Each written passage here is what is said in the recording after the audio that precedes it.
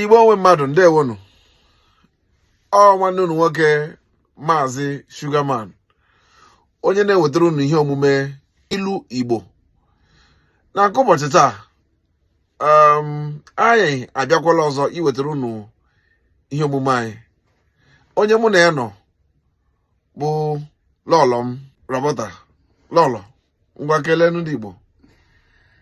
Igbo ndị ọma nga ntị. Daalụnụ. Igbo ndị ọma na-ege anyị ntị, daalụnụ. Ilu anyị na-ewetara unu n'ụbọchị taa bụ ilu nke na-asị: nwaanyị mụta ite ofe mmiri mmiri, di ya amụta ịpị ụtara aka were suru ofe. Ọzọ, nwaanyị mụta ite ofe mmiri mmiri, di ya amụta ịpị ụtara aka were suru ofe. Lolo, we'll take it into two places, okay? So you can catch up with me. Nwaanyị mụta ite ofe mmiri mmiri. Nwaanyị mụta ife ofe mmiri mmiri. Nwaanyị mụta ite ofe mmiri mmiri. Nwaanyị mụta efito ofe mmiri mmiri. Nwaanyị mụta ite ofe mmiri mmiri.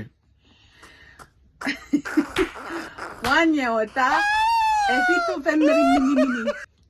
Di ya mụta ịpị ụtara aka were suru ofe. Di opeta especioke. Di ya mụta ịpị ụtara aka. Di ya mụta ịpị ụtara aka. ịpị ụtara aka were suru ofe. were sie ofe. Ịgbalịrị. Ka anyị gaa n'iru. English translation. If a woman decides to make a watery soup, the husband will learn to dent the fufu before dipping it into the soup to be able to grab enough soup.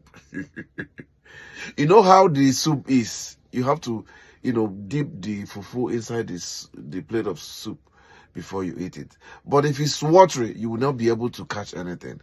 So, but if you dent your fufu and make a little hole inside, in between the fufu, you'll be able to use this fufu to scoop soup.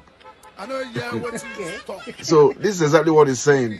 If a woman decides to make a watery soup for the husband will learn to dent the fufu before dipping it into the soup. Then, the meaning, one should learn to change tactics to suit every situation or challenges that comes your way. Ya mere ndị Igbo ji sị, nwaanyị mụta ite ofe mmiri mmiri, di ya mụta ịpị ụtara aka were suru ofe. You want to try again with me? Wait, I want to say something. Okay, go ahead. You said taxes or tactic? Tactics. Tactics, yeah. I didn't say taxes. You're saying taxes. No, tactics. Tactics. Yeah, and then tactics. It's basically one should learn to adapt. Exactly. That's what it is.